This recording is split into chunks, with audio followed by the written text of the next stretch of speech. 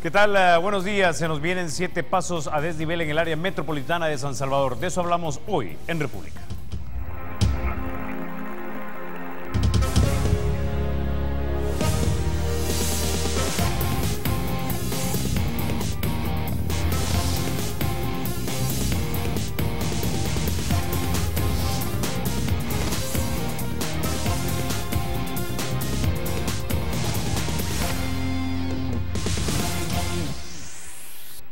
Bueno, ¿qué tal? Buenos días. Vamos a estar conversando esta mañana acerca de cómo aliviar el tráfico en el área metropolitana de San Salvador. Precisamente para abordar, mejor dicho, para ahondar sobre estos temas, ya nos acompaña esta mañana el señor Felipe Rivas. Él es el director del Fovial. Bienvenido, señor Rivas. Un placer tenerlo acá en República. Muchas gracias. Un saludo a toda la audiencia. Para nosotros estas siempre son oportunidades para aclarar mucha información para la ciudadanía y sobre todo cuando vienen estos proyectos tan importantes que vienen a resolver un problema, pero durante su proceso de ejecución requieren bastante información a la ciudadanía para comprender la integralidad de lo que se está realizando. Quisiera hacerle una pregunta para que salgamos de dudas, porque una cosa es el parque vehicular que nos dicen rondan los cientos de miles de vehículos, pero otra cosa son los vehículos que realmente circulan por San Salvador. Para poner contexto, ¿cuántos vehículos circulan en las diferentes áreas de San Salvador? Fíjense que ahí hay un TPDA general que establece el Viceministerio de Transporte y que precisamente en estos momentos, ustedes se habrán dado cuenta, hay todo un estudio a nivel nacional para actualizar información precisa para efectivamente poder tomar medidas adicionales, porque la infraestructura viene a resolver y a solventar en gran medida todo esto del parque vehicular y la transitabilidad, pero no es la única solución. La solución tiene que ver con cómo se hace la movilidad estratégica de la población en las horas más complicadas, lo que generalmente llamamos las horas pico, pero que tienen que a su base muchas medidas, como ya sucede en los otros países, sobre las horas de entrada, sobre qué vehículos o la cantidad de vehículos que tienen que circular por la zona, etcétera. En el caso de estas intervenciones que nosotros vamos a hacer, son superiores a los 41.000 vehículos en promedio diario, que así como lo estamos viendo en las horas de mayor congestionamiento, tiende a superar esa cifra. Por eso es que los estudios están en esa dinámica de actualización. Ahora, son 41.000 vehículos en horas pico en los 7 puntos donde se van a construir o renovar estos pasos a desnivel. Fluctúa. En el caso de Masferrer, en el caso de Naciones Unidas, sí. En el caso de Navarra tiende a aumentar un poquito, porque es el acceso principal a San Salvador, pero así varía de acuerdo a cada uno de los puntos evaluados. Por eso es importante este nivel de estudio que está haciendo el BMT, porque va a permitir dimensionar mejor. De hecho, recientemente hemos inaugurado, o más bien hemos logrado completar la renovación del puente sobre el río Sucio, a la altura de Joyas de Serén, por ejemplo, y ahí partimos de un TPDA aproximadamente de 5.000, pero usted va a ver en esa zona y es un flujo vehicular tremendo, que efectivamente nos indicaría que ese TPDA no está tan consistente con los datos registrados. Por eso este estudio va a ser muy importante para poder tomar medidas adecuadas en los próximos años.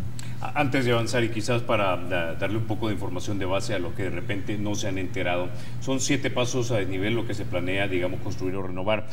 Usted ya mencionó 3, hablaba del redondel de Naciones Unidas, el redondel Masferrer, y hablaba también acerca del paso de Rancho Navarra.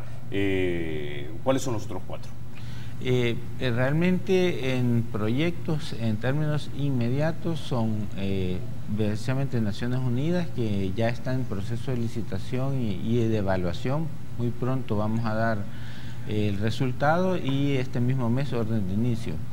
El siguiente que viene en términos de... Tenemos en pantalla, señor director, cómo quedaría una animación de que nos han facilitado ustedes mismos, de cómo quedaría. Sí, a ver si nos explica. Precisamente este es el paso sobre el redondel Naciones Unidas. Este es el túnel deprimido. De hecho, esto incluye 5 niveles, los ya existentes, eso que se veía como paso deprimido, y los otros dos, que ahí se recorren en estos momentos, son los niveles superiores. Son 2 niveles superiores que conectan desde la Chiltepán hacia el Pedregal en ambos sentidos.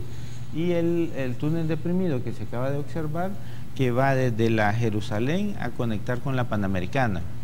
Este es uno de estos esfuerzos. Este esfuerzo ya prácticamente está por adjudicarse y estaríamos nosotros dando orden de inicio. La orden de inicio es importante decirlo, empieza precisamente con la preparación de todas las rutas alternas. Ahí está repitiendo un poco ese túnel, cómo va a ser, digamos, cómo va a ser la conexión con la Panamericana. Lo primero que nosotros tenemos en cada una de estas intervenciones es la preparación de todo lo que son las rutas alternas. Antes esto como que no se atendía oportunamente, entonces ocasionaba más complicaciones para la población porque por la carga vehicular tiende a deteriorarse más rápido la capa asfáltica. Entonces ahora tenemos un dispositivo de trabajarlo antes, durante y después de terminada la obra, porque también es un beneficio para algunas rutas municipales que tradicionalmente no son atendidas por los mismos municipios, dado las limitantes de recursos. Luego nosotros tenemos ya la propuesta constructiva que empieza con ese túnel deprimido y luego los pasos superiores. Otra información importante es que todo esto ya colapsó, ya es una realidad que en horas complicadas de mayor circulación, pero incluso en horas a veces de 3 de la tarde usted puede ver el Masferrer como está colapsado.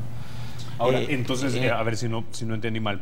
El túnel que iría sobre la calle Jerusalén, ese pasa por debajo del redondel de Naciones Unidas y conecta con la carretera panamericana que va con dirección a Santa Tecla, ¿no? Así es. Sí, pero conecta sobre el paso que ya existe y que va a dar en 2 opciones, a la Panamericana, pero que también tiene la opción de incorporación a Santa Elena. Ahora, ¿y esa parte del paso no lo van a remozar, a ampliar de alguna manera? Porque ahí también se produce cierto cuello de botella, especialmente en horas pico, porque viene toda la gente de San Salvador hacia Santa Tecla y de repente hay gente que se queda a la entrada de la carretera y todavía subida en el paso de desnivel.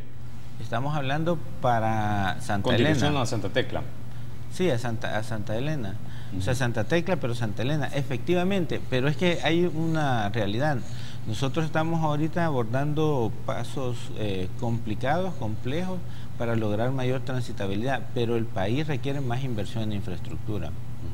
Ya nos han dicho eso, hemos mandado ya una recomendación al Ministerio de Obras Públicas para integrar y completar el estudio de toda el área metropolitana, porque sí requiere mayores inversiones. El punto es que nosotros logramos fluidez en esta zona, pero posteriormente, igual es el caso del Redondel Luceiro, que nosotros vamos a lograr una intervención con mucha consistencia en Naciones Unidas, mucha consistencia en Masferrer, pero también hay que decirlo, en cada uno de estos tramos la cantidad de vehículos tiende a diluirse porque son varias rutas y ahí es donde los TPDA empiezan a variar.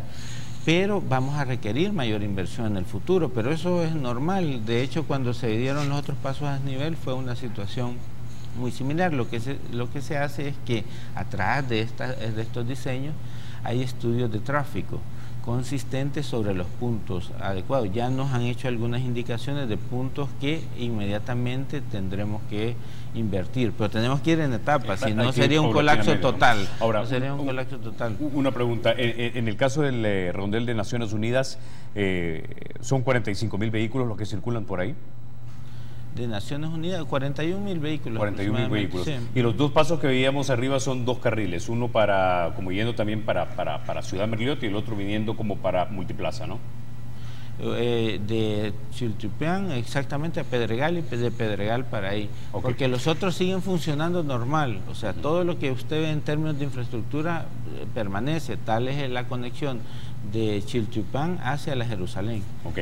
Ahora, quiero que veamos también, tenemos una animación, pero de cómo se cree que podría quedar ese paso de nivel, pero en el redondel de Masferrer. Veamos, a ver si lo tenemos en pantalla. Y quizás ahí adelantamos. Precisamente nosotros empezamos a licitar muy pronto este paso. Este es prácticamente la entrada desde la Jerusalén, que prácticamente se van a mantener 2 carriles a ambos lados, y como se puede observar es un túnel deprimido, es decir, la parte superior del redondel Masferrer no sufre ningún cambio. Queda intacta, igual su flujo vehicular y sus accesos.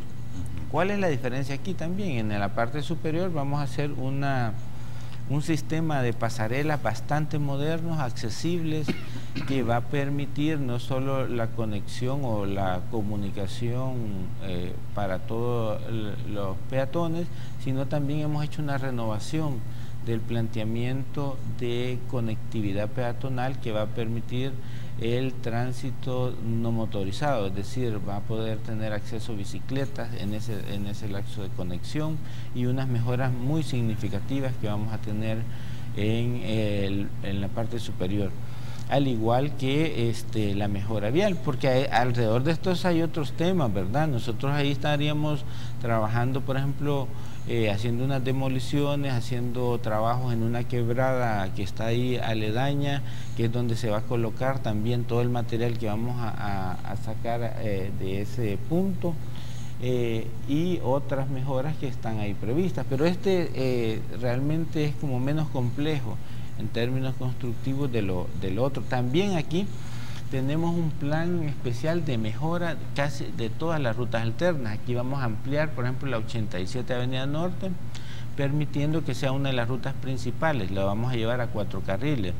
Tenemos un plan de mantenimiento rutinario de casi todo el sector del escalón, porque va a haber un cambio de señalizaciones, de flujos vehiculares, y pretendemos que al final del proyecto también todo el sector salga beneficiado en el sentido de tener mejores vías en mejores condiciones. Eso hemos insistido en eso porque en el pasado, cuando se hacían algunas obras, todos los entornos quedaban completamente deteriorados por la carga vehicular que se iba a esa zona. Entonces ahora tenemos antes, durante y después una intervención de mantenimiento rutinario. Adicionalmente tenemos un plan de tráfico muy bien estructurado, primero con los especialistas que hicieron el diseño, segundo ya con la integración de la Policía Nacional Civil, el Viceministerio de Transporte, especialistas de obra pública, y por supuesto aquí se incorpora la empresa constructora y el personal permanente que ha estado de este proyecto del Fovial. La otra ventaja que estamos previendo es que en la mayoría de los casos vamos a tener pasos restringidos, es decir, vamos a buscar un método constructivo que no hayan cierres totales, y si los hay, que sean los menores posibles. Eso ya lo hicimos en el Boulevard de Merliot, que la ventaja es que hay más rutas alternas. Aquí también las tenemos, pero la carga es mayor. Sin embargo, ese mecanismo nos permite a nosotros realmente hacer un manejo más apropiado, y si bien es restringido, las rutas alternas pueden funcionar muy bien, lo que no implica que no va a haber dificultades, porque las dificultades ya existen, y entonces hacen con mayor razón la validez de la obra y la importancia de hacerlo ya y no postergarlo. También en los tiempos, por lo que usted preguntaba, cada paso de esto está diseñado para 10 meses. ¿Esto qué implica? Que no, y siendo la misma área de confluencia, no podemos tensionar casi 20 meses el mismo sector. Entonces lo que estamos haciendo es que empezamos con un paso, hacemos una adecuación de vías y también del flujo vehicular, y en ese momento nosotros estamos en licitación del siguiente paso. Eso nos permite que la sincronización o la simultaneidad sea manejable, de tal suerte que igual se acomode el tráfico en la siguiente zona y luego terminar con Masferrer, pero no tensionar 20 meses, sino en el menor tiempo posible. Y también hemos previsto, a partir de las experiencias anteriores, algunos posibles paros temporales de la obra para permitir toda la dinámica comercial de la zona, por ejemplo en Navidad y en puntos especiales. Eso ya está previsto. Ahora, si le entiendo bien, básicamente es que tanto el paso de desnivel del redondel Masferrer como el paso de las Naciones Unidas no se va a estar trabajando al mismo tiempo, o sí se va a trabajar al mismo tiempo para terminarlo en 10 meses. Va a haber un momento en el que se van a combinar, de tal manera que no tengamos nosotros que estar 20 meses tensionando toda la zona, pero tampoco es que lo vamos a hacer simultáneamente desde el primer momento. Por una sencilla razón, nosotros tuvimos contratiempos con la Alcaldía de San Salvador con los permisos municipales de Masferrer. De hecho, el ideal era trabajar primero el redondel Masferrer, pero tras esos contratiempos que ya hemos superado y estamos listos ya para poder lanzar esa licitación, tenemos ahora que adecuar el plan de tráfico, el plan de obra y manejarlo de la mejor manera. Pero sí es importante tener presente esto, o sea, toda la recomendación de los especialistas es no hacerlo simultáneo en ese sector, porque la simultaneidad sí colapsa, más bien no hacerlo secuencial, porque implica tensionar 20 meses y eso sí trae un costo relevante para todo el comercio, los centros educativos de la zona. Entonces sí, más bien los planes demandan que sea hasta cierto punto de manera paralela, conjunta, y que haya un dispositivo adecuado, pero que va a estar tensionada la zona, sí es importante decirlo.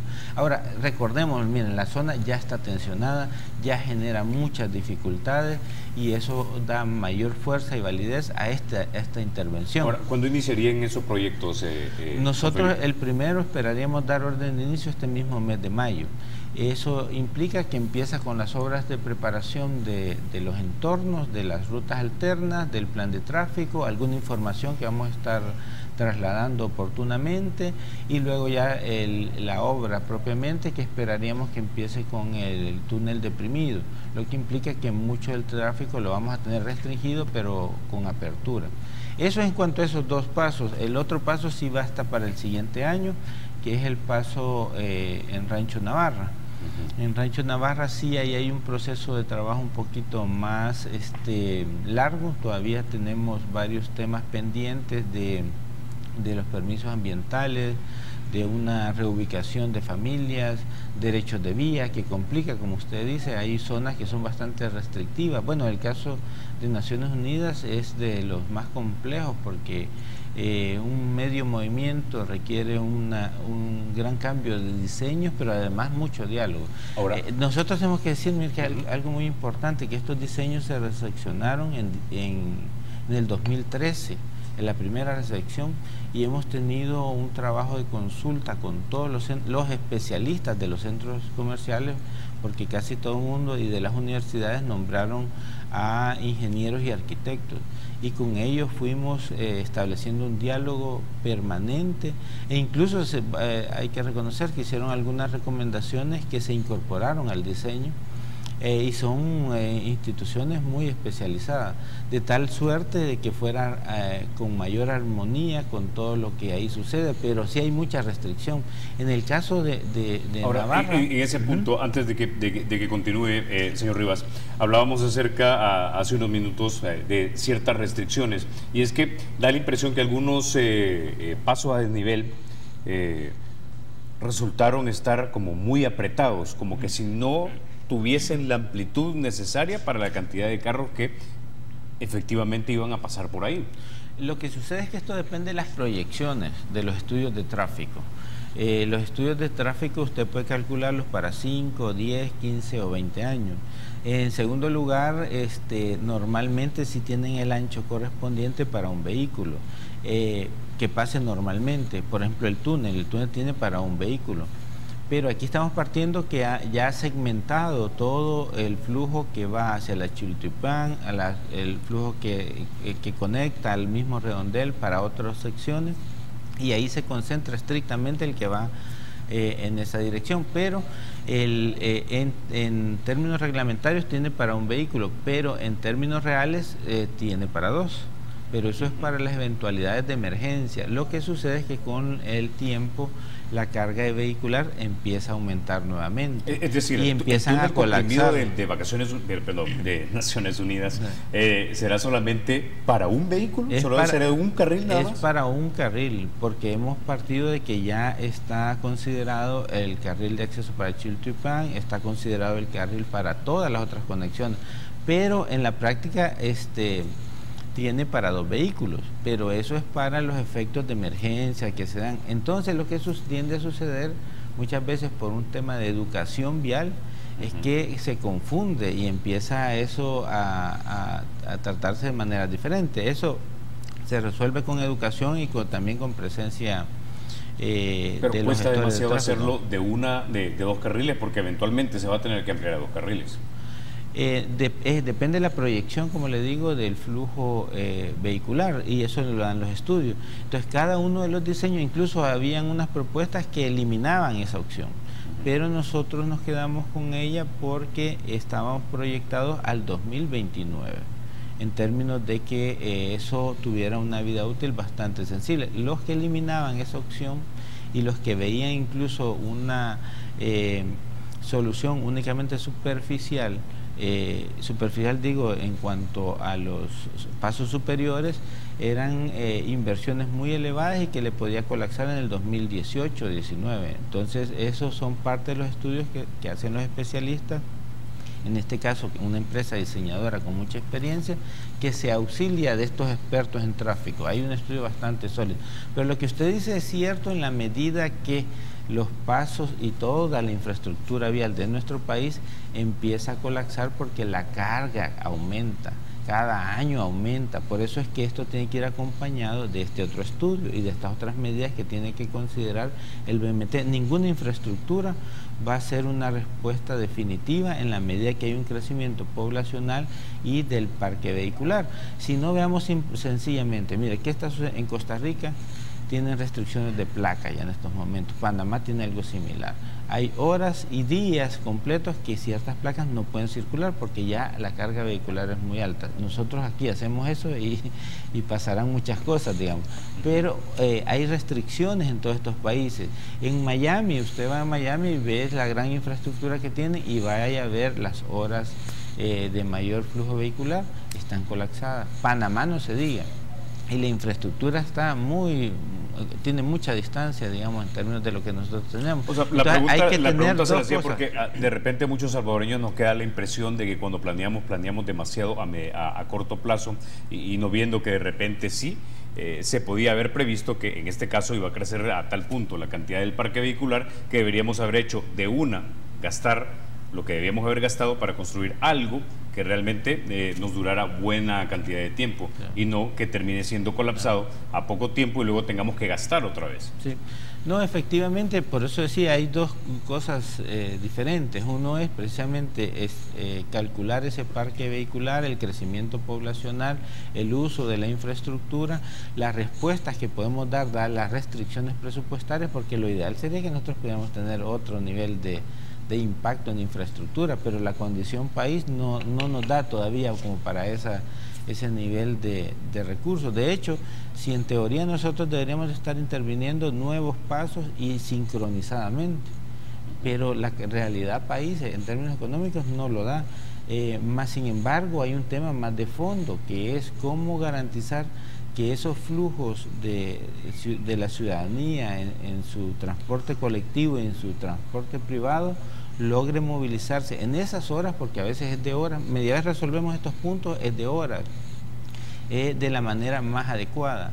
Hay varios especialistas que de hecho nos han visitado, tanto de aquí como de fuera, que lo que recomiendan es más entrar a fondo a tomar algunas de estas medidas más de ese flujo vehicular, porque al final fíjese que la pérdida de país de esos congestionamientos es mucho mayor. Entonces, y no es solo personal, digamos, porque a veces se ve solo desde el lado del combustible, de familiar, de los tiempos, sino que eso, cuando usted ya lo ve en su justa dimensión, es una pérdida de país. Entonces, eso tenemos que empezarlo a abordar integralmente. Lo que son, una cosa es la infraestructura, la capacidad financiera que hoy por hoy tiene el país en términos financieros, para luego ver también, y luego más bien paralelamente ver el estudio global que nos permita dar una solución estratégica. Le voy a poner un ejemplo, mire. Ya han habido recomendaciones, por ejemplo, de que desde Soyapango hasta Santa Tecla debería haber un paso superior. Pero el país no tiene condiciones para hacerlo. Y modelos hay suficientes en México y en Sudamérica, pero son altas concesiones y son una dimensión de inversión muy fuerte. Ese es un nuevo abordaje y eso va en la lógica de lo que usted está planteando. Ahora, una pregunta, y para cerrar ya este punto de los pasos a desnivel y hablar precisamente de soluciones integrales en el siguiente segmento, ¿cuánto van a costar estos pasos a desnivel? El paso, cada uno anda rondando entre 18 y 19 millones como precio de referencia. Nosotros ahora hemos en esta administración empezado a publicar los precios en cada uno de nuestros proyectos como parte de la política de transparencia también y eliminar algún nivel de distorsión que se pueda dar en el proceso. Pero además porque aquí había un cuestionamiento que se creía que los constructores iban a ir en una lógica de, al publicar este tipo de información, buscar máximas utilidades, pero la realidad de Fovial es que tiene una base de empresas bastante grandes y sólidas y que están en amplia competencia. Entonces lo que ha sucedido es que aunque publiquemos estos datos, siempre hay ahorros. Okay. Producto de la competencia. Serán aproximadamente entonces unos 126 millones de dólares a 18 millones por paso a desnivel. Ahorita, pero es que no hemos hablado de los otros, pero es que hoy por hoy solo van 3 pasos. Claro, pero son 7 los que están programados. A 18 millones son 126. Hay diseños para Naciones Unidas, para el Árbol de la Paz y para otros puntos, pero hoy por hoy estamos hablando de 3 y sí varían. El de Navarra tiene otra estimación presupuestaria. Ok, bueno, con esa idea entonces nos vamos a la pausa. Cuando regresemos hablamos acerca de un corredor longitudinal metropolitano sin semáforos. Ya volvemos.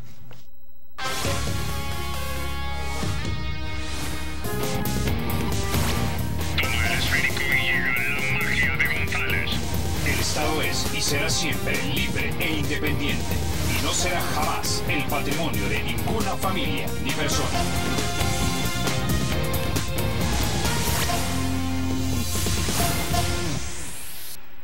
Ahora, señor Rivas, hace un momento hablábamos acerca de esto de corredores longitudinales sin semáforos. Usted me decía que estos son más bien conceptos y no realmente calles que estén pensadas ya para construirse. Sí, aquí el punto es que efectivamente desde la política de movilidad y logística, en la parte de infraestructura, cada vez más buscamos ahorrar tiempos, ahorrar por supuesto combustible y todo lo que implica alrededor de esto, pero sí lograr la mayor rapidez y la fluidez necesaria en todos los corredores metropolitanos, cada vez con menos semáforos, menos contratiempos, pero hay algunos que son diseños conceptuales que ya el Ministerio de Obras Públicas está trabajando para buscar agilizar el tráfico así, similar a los anillos periféricos, y hay estudios y procesos conceptuales, pero eso lo tiene a cargo el Ministerio de Obras Públicas. Recuérdense que el Fovial se mantiene más en la conservación vial y en la parte exclusivamente de el mejoramiento vial, como es el caso de los pasos, que estos multinivel que vienen a dinamizar eso.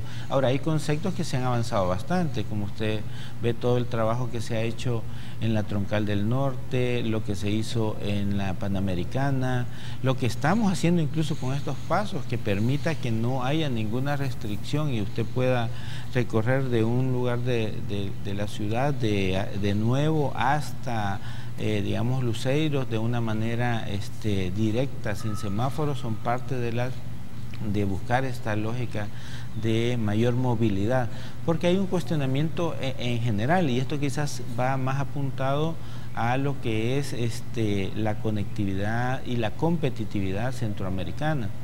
El Salvador es uno de los países que tiene mayor costo por estrictamente la parte de movilidad y logística en general, con relación a los otros países, y esto al final tiene un costo país, sobre todo en el traslado de mercadería y de bienes. ¿Tienen ustedes números de cuánto está costando esa falta o ese entorpecimiento en la movilidad dentro de nuestro país? Pues hay parámetros internacionales y de hecho hay algunos datos que dan cuenta que todavía el costo de El Salvador es muy elevado, y esto tiene también que ver con la frontera. Por eso, si a ustedes han escuchado al ministro de Obras Públicas recientemente, ha insistido en toda la política de movilidad y logística que permita que trabajando desde la frontera empiece a una movilidad y una agilización de la tramitología, pero también de la infraestructura adecuada para que de una frontera a otra nosotros tengamos el menor costo posible en términos de traslado de eso. Y por eso hay algunas negociaciones muy importantes, como es el caso de Mesoamérica, los fondos de Mesoamérica con México, que va a estar acompañado también de recursos del BESI para lograr modernizar los puentes, pasos de frontera, que incluye en ese mismo proyecto la ampliación de la carretera hacia el Puerto de la Libertad y un bypass, precisamente porque el acceso, el ingreso a esas ciudades es lo que atrasa enormemente el traslado de la mercadería. Cuando se construyen estas rutas, como los bypass, dinamiza y reduce el costo, y precisamente eso son parte de esos modelos logísticos que permite, sin semáforos, que permite dinamizar nuestra competitividad. Igual está el bypass que recientemente fue aprobado de San Miguel, que pretendería hacer un giro significativo en los tiempos de entrega de la mercadería con los puertos y además con otras áreas de la zona oriental. ¿Hay números de cuánto, digamos, reduciría en costos y cuánto de repente rendiría en frutos de lucro? Hay algunos datos que están en este momento en evaluación, porque recuérdense que está también la ampliación con los fondos de Fomilenio, la ampliación de la carretera litoral. Por una parte, la inversión que va desde el aeropuerto hasta Zacatecoluca, que se va a transformar eso en 4 carriles, y de Zacatecoluca hacia el resto de la Panamericana hay también un proyecto que está en trámite en el BID para continuar con esa lógica. Los estudios están, pero son estimados, en tanto que los proyectos en sí mismos, unos están en estudio de factibilidad y los otros están en diseño. Entonces esa configuración global es la que se pretende que... Bueno, y ya que habló de carreteras, recientemente estuve por Guatemala, y algo que admiré de la hermana república es precisamente lo bien hechas y lo bien pavimentadas que están esas carreteras. Algunas incluso creo que son de concreto. La pregunta es, ¿y cuándo vamos a tener nosotros, si ya tenemos un Fovial también, ese tipo de carreteras con ese nivel, con esa calidad, para no tener que andar esquivando baches o forzando la maquinaria? Nosotros tenemos un plan general de ir renovando todo lo que es la red vial. Primero es el mantenimiento, y de hecho eran los anuncios que se hacían el día de ayer. Nosotros tenemos más o menos un presupuesto de 45 millones de dólares para el mantenimiento rutinario permanente, y luego tenemos un presupuesto para precisamente la rehabilitación, lo que le llamamos mantenimiento periódico. Aquí hay un problema de realidad, que es un problema de la mora vial y de los recursos disponibles. Nosotros manejamos 6.600 kilómetros como parte de la red vial principal asignada a Fovial. De esos hay aproximadamente 1.400 kilómetros que se encuentran en mora vial, es decir, vencieron su vida útil. Para que nosotros tengamos un mantenimiento adecuado de nuestras rutas, necesitamos por lo menos una inversión anual de 200 millones de dólares.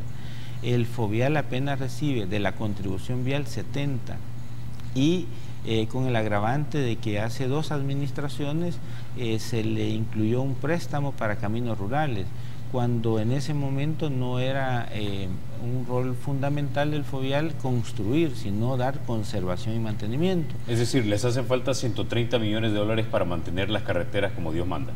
Y quizás incluso un poquito menos, pero efectivamente, y quedó en uno de los compromisos de Fomilenio 1 y Fomilenio 2, porque ya había sido detectado por la MSC, de que el Fovial necesita, precisamente para garantizar competitividad en nuestra red vial, lograr mayores recursos en el menor tiempo posible.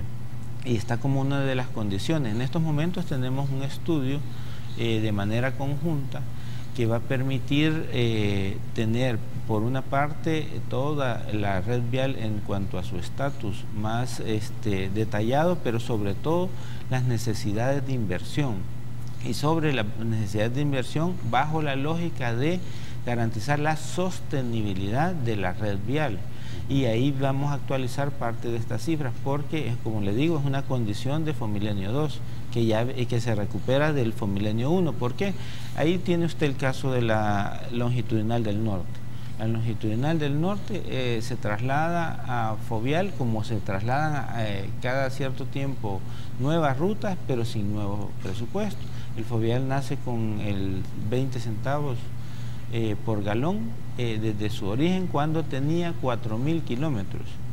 Ahora tenemos más de 6.600 kilómetros y el presupuesto es el mismo. Lo más que hemos logrado hacer es incorporar algunos recursos de gestión de la administración actual, de derechos de multa, del Ministerio de Hacienda. Del Ministerio de Hacienda y la titularización, pues la titularización resuelve temporalmente para este tipo de inversiones, pero no lo estratégico.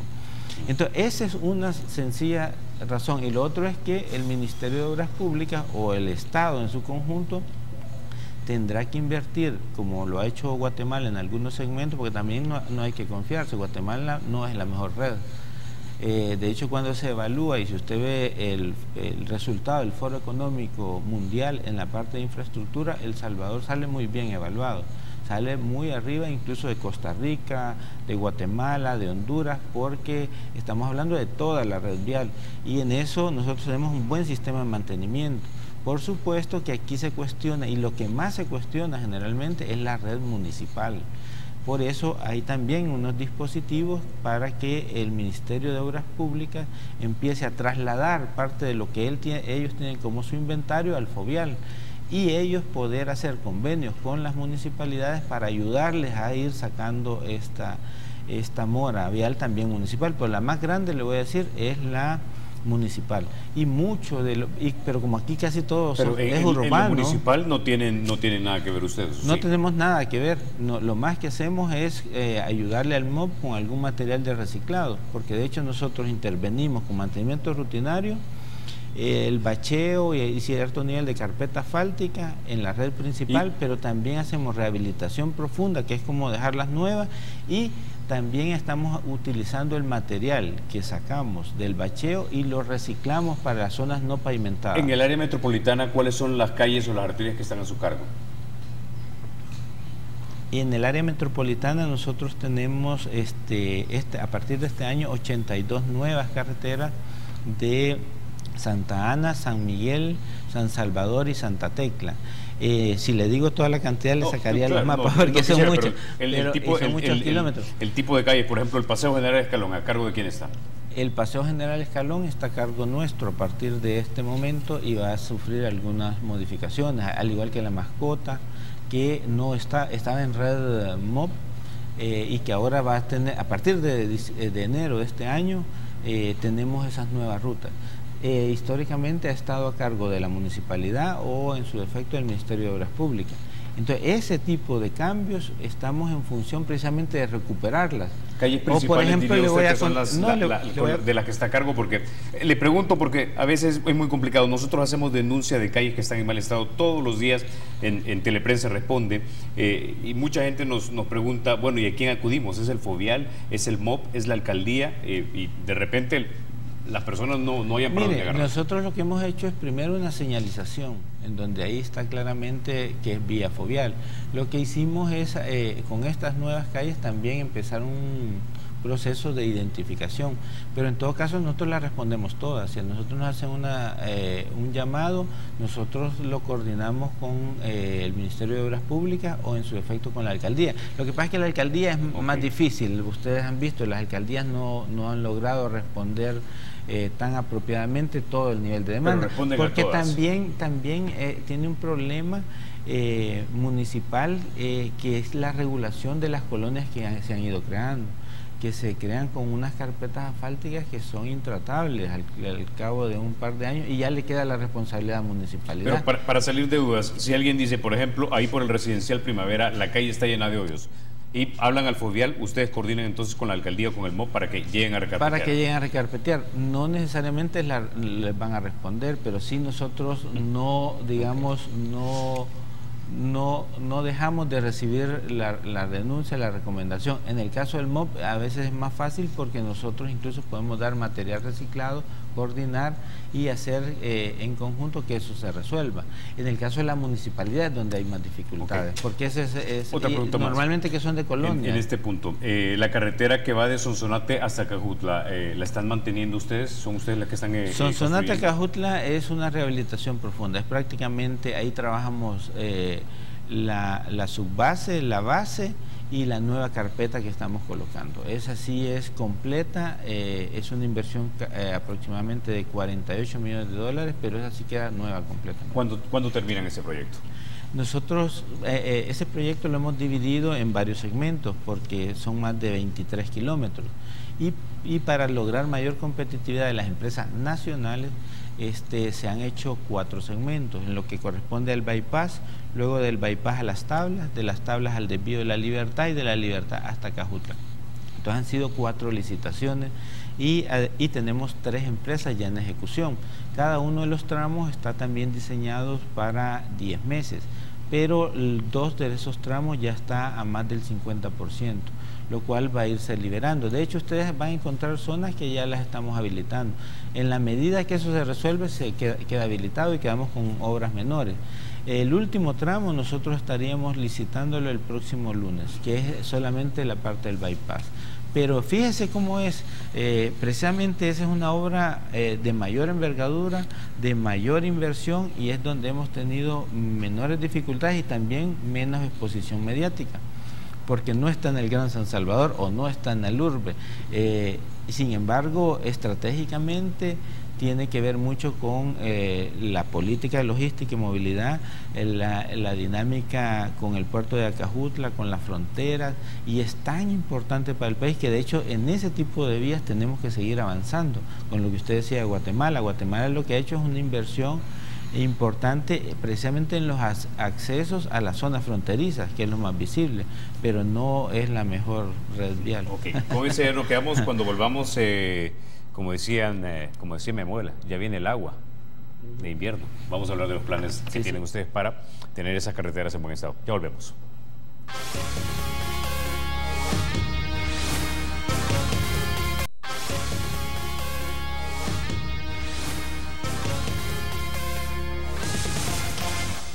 Bueno, señor Rivas, ya se acerca el invierno, entiendo ya que el Fovial está trabajando en algunas vías para tratar de adecuarlas a toda esa lluvia que seguramente nos va a caer.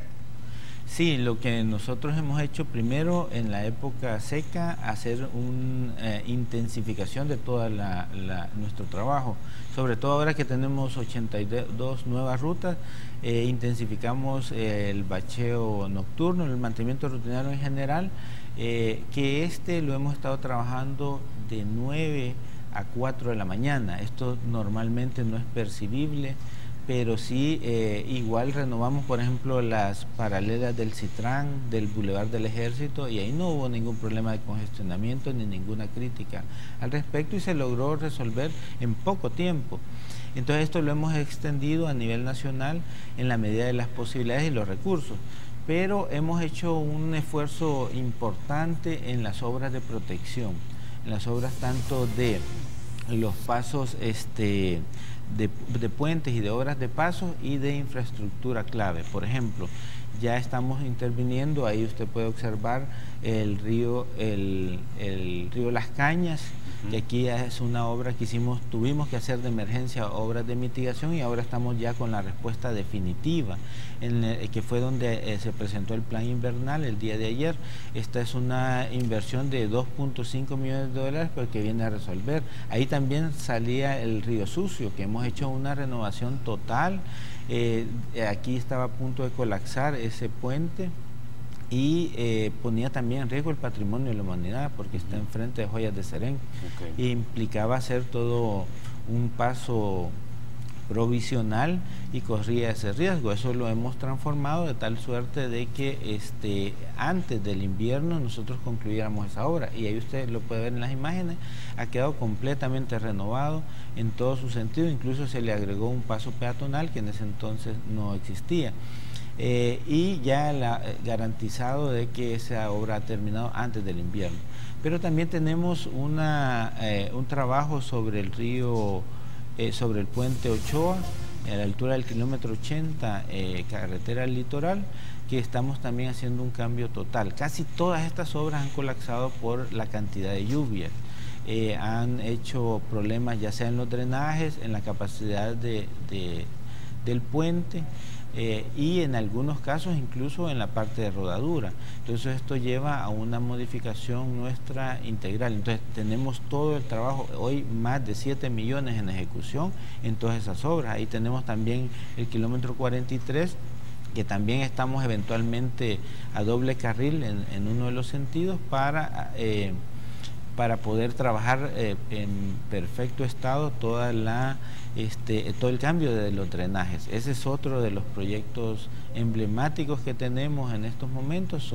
Igual vamos a trabajar el puente Ochoa en la entrada de San Miguel y otras obras, pero en general obras de paso, deslizamientos. Estamos trabajando también la del kilómetro 18 y medio en la calle de Oro. Esta es una obra emblemática que hace mucho tiempo cayó toda la ladera, cayó sobre la vía y dejó prácticamente cortada la carretera de Oro, y se fue recuperando. Ahora, he visto que tienen en la ladera cubierta como con malla, ¿sí?, pero que solamente tiene un carril. Tiene uno de los de oriente hacia aquí, a la capital, pero ahora ya entramos en estos momentos a recuperarla de manera completa. Okay, excelente. Todas esas obras son de protección.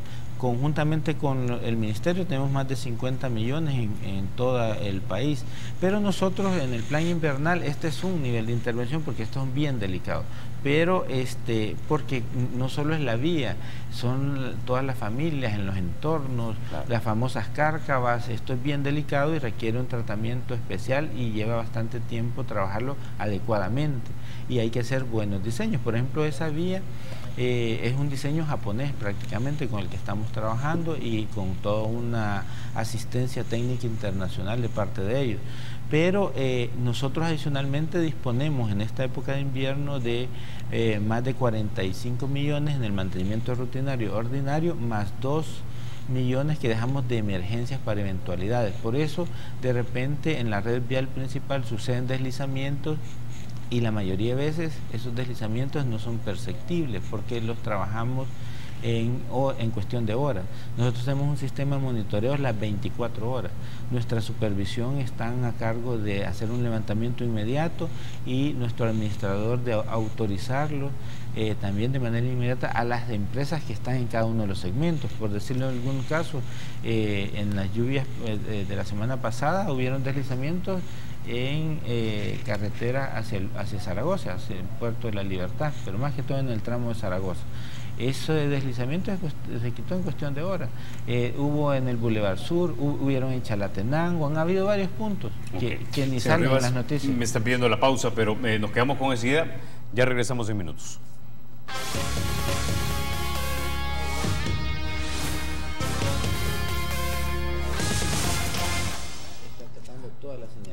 Bueno, señor Rivas, no me resta más que agradecerle que haya venido para hablarnos acerca del estado de las calles y esos proyectos que ya se nos vienen encima en el próximo año y lo que queda de este año. Muchas gracias a ustedes. Yo, como lo insisto, para nosotros ustedes son claves porque es un mecanismo de orientar a la gente, de informarla, de crear conciencia, y sobre todo en estos momentos que vamos a necesitar mucha educación vial. Muchos de los problemas también es la falta de educación vial y otros aspectos que podemos tratar más adelante. Muchas gracias. Bueno, muchísimas gracias. A ustedes, amigos, los espero mañana, y recuerden, porque la República es de todos, hay que cuidarla.